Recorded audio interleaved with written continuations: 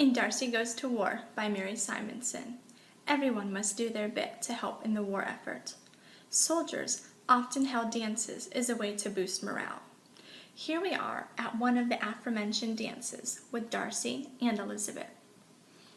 As soon as they were inside the canteen, Jane found Charles waiting for her, and in a shot, he was by her side. After encouraging the pair to get out on the dance floor, Lizzie gravitated to her usual post and asked the ladies serving refreshments if they needed any help. We weren't expecting such a crowd, so any extra pair of hands would be welcomed, Elizabeth, Mrs. Peters, the organizer, answered. As my dear mother always said, many hands make light work. Before Lizzie could get her apron on, someone had reached out and took hold of her hand. It was Mr. Darcy. There's a rumor going around that you're breaking with your curmudgeon past and intend to dance. Who started this rumor? Elizabeth asked, believing Jane was responsible. I did. When Darcy smiled, she thought she would go weak in the knees, and felt like a teenaged Judy Garland singing "You Made Me Love You" to Clark Gable's picture. But I told Mrs. Peters I would help in the kitchen, Lizzie said, now regretting that she had volunteered.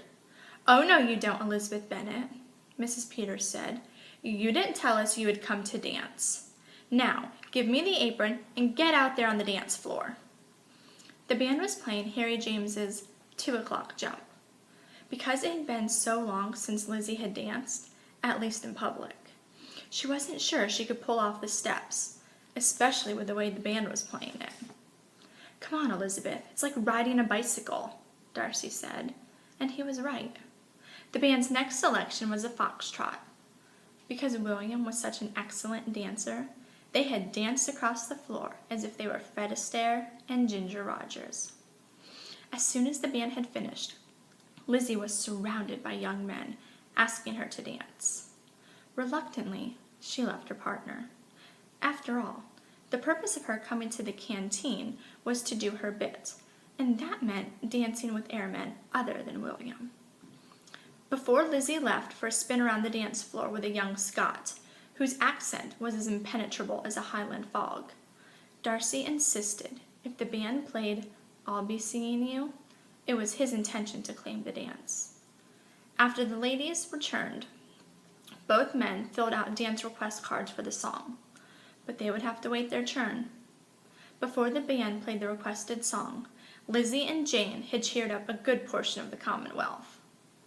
Feeling that he had waited long enough, after the dance with the South African had ended, Darcy intercepted Lizzie and quickly ushered her out the back door. Is there someplace we can go where I won't have to share you? Darcy asked. I can't leave if that's what you're asking. I'm the lorry driver, Lizzie reminded Darcy.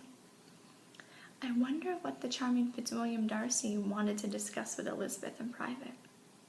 To find out this answer, and to get a real picture of what a nation faced during World War II, pick up a copy of Darcy Goes to War